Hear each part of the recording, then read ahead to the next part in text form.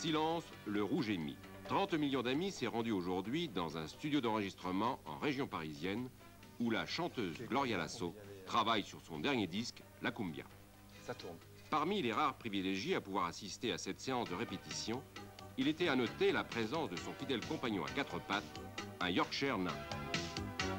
C'est toi et moi, la cumbia entre tes doigts. La cumbia, ça vient, ça va.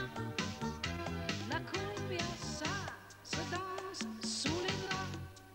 C'est comme un pas. Donc Madame Gloria Lasso, bonjour. Bonjour. Et vous avez écrit un livre qui s'appelle Mes maris et les autres. Oui. Mais on pourrait dire Mes chiens et celui-ci. Les chiens et celui-ci, oui. Alors commençons sur le dernier. Comment s'appelle-t-il? Il s'appelle Bonsaï. C'est un... Oui, chérie, attends. C'est un Horshine nain. C'est très spécial. Ouais, Parce que vous savez, c'est une race qui n'est pas... qui est très difficile à trouver. Et puis, il est très gentil. C'est mon futur mari, Alexis, qui me l'a offert. Parce que il sait que moi, je ne conçois pas la vie sans avoir un compagnon, sans avoir un chien ou un chat. Ça m'est égal que ce soit... Je préfère le chien. Ah oui, pourquoi?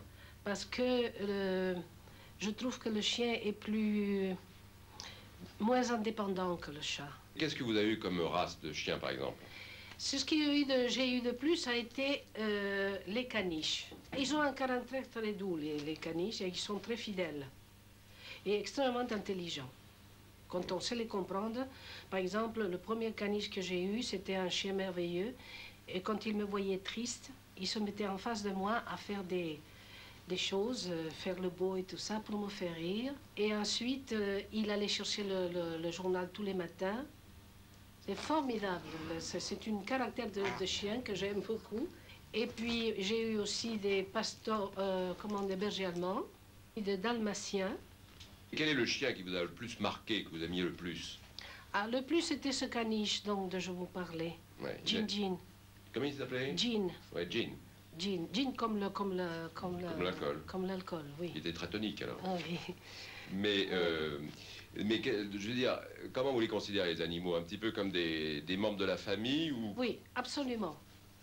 Moi, j'arrive à me identifier tellement avec mon chien que j'oublie que c'est un chien. J'oublie que c'est un chien, je lui parle. C'est un personnage, quoi. Oui, c'est un personnage. C'est un personnage. Celui-là, il finira pour faire partie vraiment de moi-même.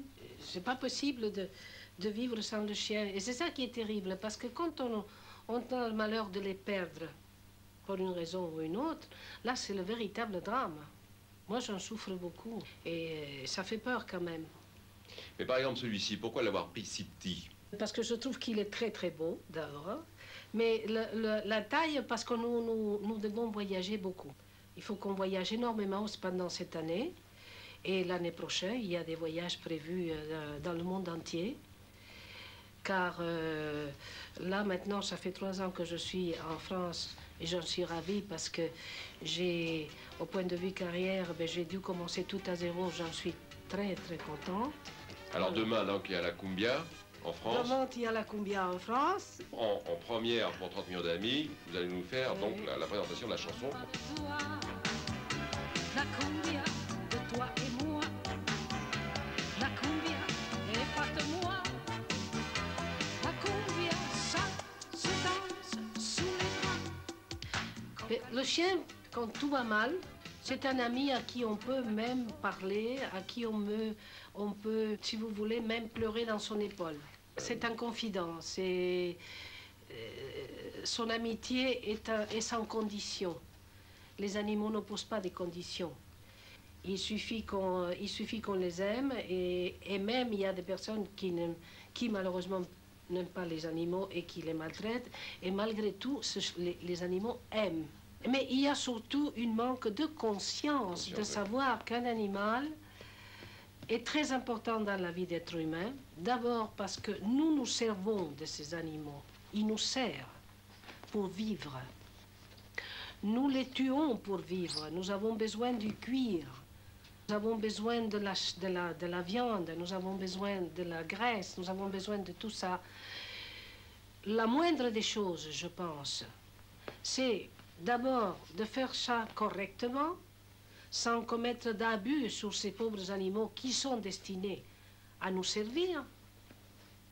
Mais en plus, il faut qu'il y ait une balance. La vie, c'est une balance. Il faut prendre et il faut donner. On ne peut pas prendre seulement. C'est pas possible. Et il ne faut que donner, en fait. Donc, si on prend d'un côté, nous devons donner de l'autre. Et qu'est-ce qu'on peut leur donner, alors? L'amour. L'amour aux animaux comme les chiens, comme les chats, aux animaux qui ne sont pas destinés à être mangés, qui ne sont pas destinés à être tués, à notre profit. Voilà ce que je veux dire. Comment sont les Mexicains vis-à-vis des animaux? Ah, ils sont adorables.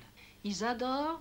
Il n'y a pas une seule personne au Mexique qui a une maison de campagne ou qui vit dans la campagne qui n'a pas au moins 4 ou 5 chiens, et chats et chevaux. Surtout des chevaux. Ils aiment beaucoup les chevaux, moi aussi d'ailleurs. Qu'est-ce que vous aimez dans les chevaux? Tout. Le cheval est un ami aussi. Vous voyez par exemple, le cheval c'est un animal tellement merveilleux que je déteste aussi savoir qu'il y a quelqu'un qui mange de la viande de cheval. Ça aussi c'est horrible, je trouve que ça devrait être supprimé parce qu'il ne mérite pas ça. C'est toi et moi.